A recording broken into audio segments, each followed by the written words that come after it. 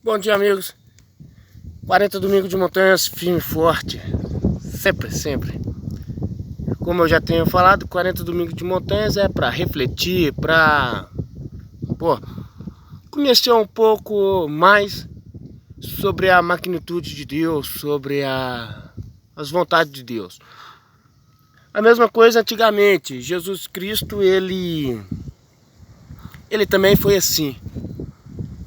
Ele tentou mostrar algo além da compreensão de muitas pessoas, além da essência de muitas pessoas. Mesmo fazendo tais obras, mesmo fazendo tais milagres, mesmo ele adquirindo todo aquele poder, aquela confiança para aquele povo, ainda tinha dúvida, ainda eles não se entregaram por completo, assim logo de imediato, né? Levaram-se tempos para poder conhecer realmente aquela essência maravilhosa.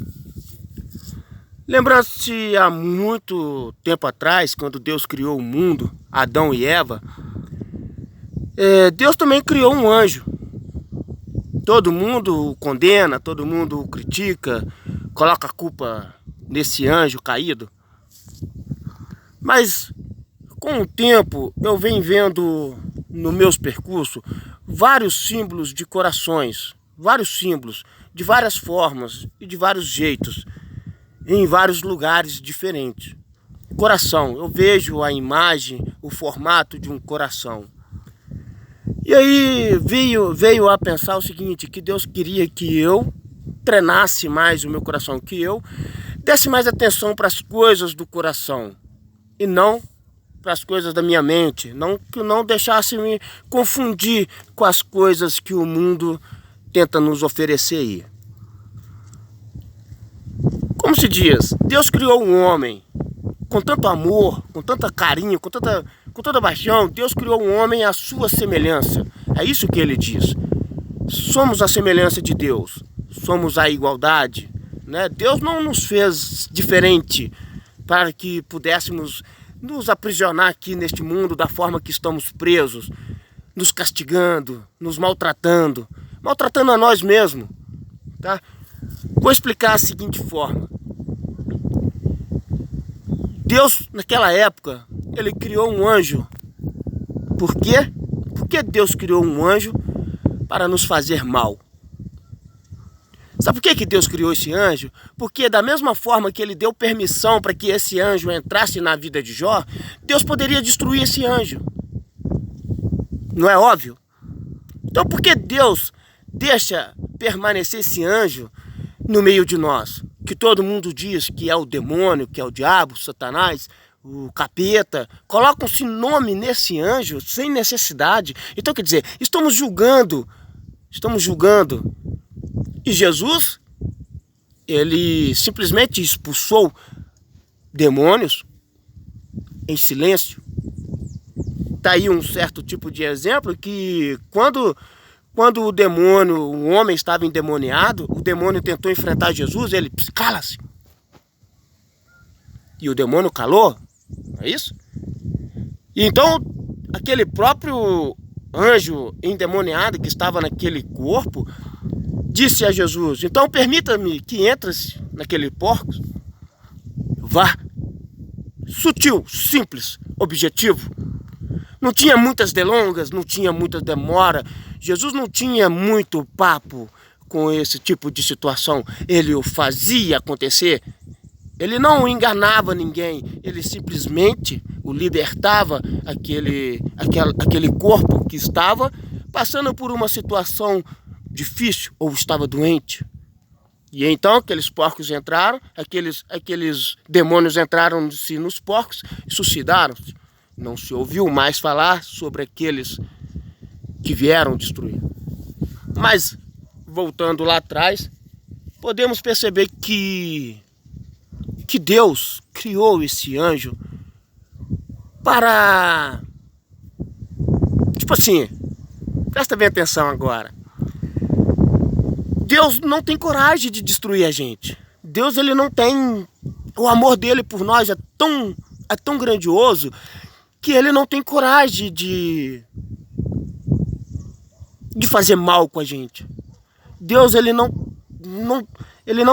consegue, porque ele nos amou tanto, ele nos ama tanto. Portanto, Deus, o meu pensamento, Deus com nós, é a seguinte forma: Ele sabe que a gente não consegue usar o nosso coração. Ele sabe que somos enganados a todo momento. Ele sabe, portanto, ele não vai nos maltratar, ele não vai querer nos destruir, porque ele sabe que ainda não estamos prontos para servi-lo conforme a vontade dele. Por isso Deus criou-se um anjo que nos fizesse enganar. Ou talvez Deus criou um anjo para testar aqueles profetas daquela época, para saber se realmente aqueles que foram criados ou que tiveram a oportunidade de multiplicar um talento de Deus, realmente estava pronto para fazer suas obras. Pensando-se bem, Deus colocou um anjo rastejando para enganar Eva. E Eva, sutilmente, conseguiu enganar Adão. E assim vai. Não parou por aí. Supondo que esse anjo, ele ganhou gosto, ele ganhou força para que pudesse continuar o seu trajeto. Quando menos se espera, ele entrou na vida de Jó. Então, quer dizer, Deus permitiu que aquele anjo entrasse na vida de Jó, mas não permitiu que aquele anjo tirasse a vida de Jó. Então, se Jó conseguiu enfrentar aquele anjo, que Deus o criou, porque Deus não teria coragem de nos fazer mal, mas criou-se um anjo para que pudesse fazer, ou para que pudesse nos confundir e nos distanciar do amor do Pai, do amor verdadeiro, o amor que faria a gente fazer as obras que Jesus Cristo fez aqui embaixo. Este amor que todo mundo condena. E na Bíblia diz que temos que amar o nosso inimigo e orar para aqueles que nos faz mal. Quem nos faz mal somos o ser humano, faz mal um para o outro. Faz mal, mas o ser humano não é inimigo de ninguém. Portanto, deveríamos orar. Orar com fé, com amor, com dedicação. E amar aquele que entrou na vida daquele anjo, que é o ser humano, para nos fazer mal. Aí a manipulação de nos confundir é tão grande desde da geração, desde quando Deus criou o ser humano. Ele criou um anjo para também nos testar, para saber se realmente estamos prontos para servir Deus no propósito dele. Por isso, o livre-arbítrio.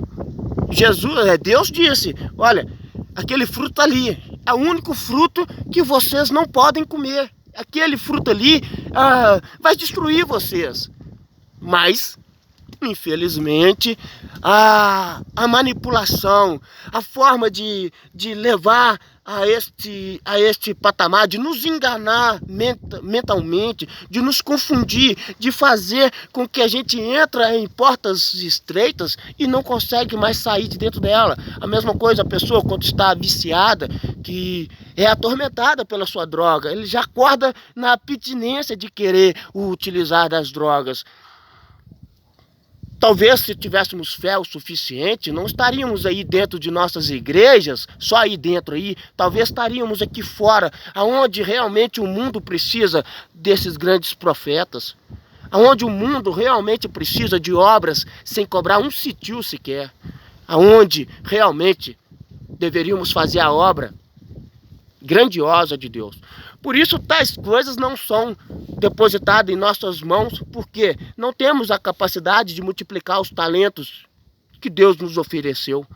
Não temos a capacidade, porque somos enganados, vivemos de formas e não damos atenção aos mínimos detalhes de Deus. Porque Deus tem me mostrado tantos corações na natureza, no cimento, na vida do dia a dia, coisas no céu, nas nuvens, entre as árvores, os formatos de corações. Porque Deus está me mostrando tanto isso?